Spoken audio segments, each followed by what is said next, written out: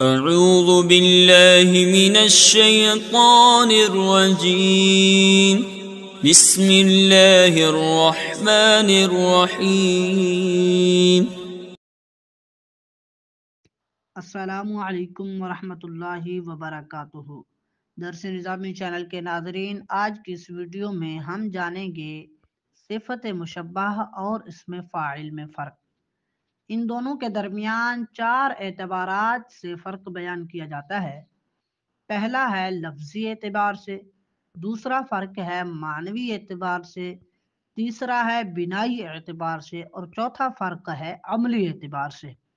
پہلا فرق لفظی اعتبار سے یہ ہے کہ اسم فاعل کی جتنے بھی اوزان ہیں وہ متعین ہیں، جبکہ صفت مشبہ کے اوزان متعین نہیں ہیں۔ دوسرا فرق ہے معنوی فرق۔ معنوی فرق کے اندر یہ ہے کہ اسم فاعل معنی مصدری عارضی پر دلالت کرتا ہے۔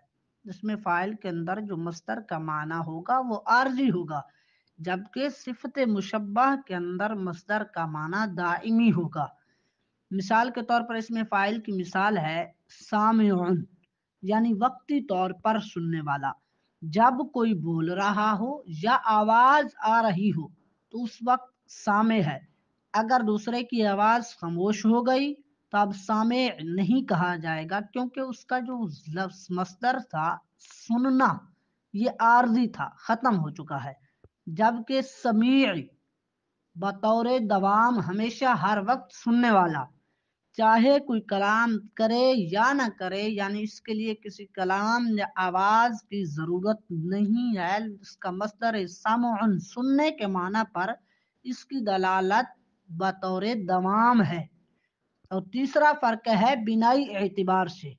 بنا کے اعتبار سے فرق یہ ہے کہ اسم فاعل یہ فعل لازم اور فعل متعدی دونوں سے آتا ہے، جبکہ صفت مشبہ صرف اور صرف فعل لازم سے آتا ہے۔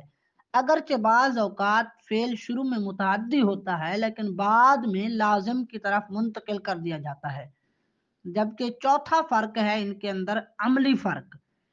اسم فاعل کا جو معمول ہے وہ اسم فاعل پر مقدم ہو سکتا ہے، جبکہ صفت مشبہ کا معمول کبھی بھی صفت مشبہ پر مقدم نہیں ہو سکتا۔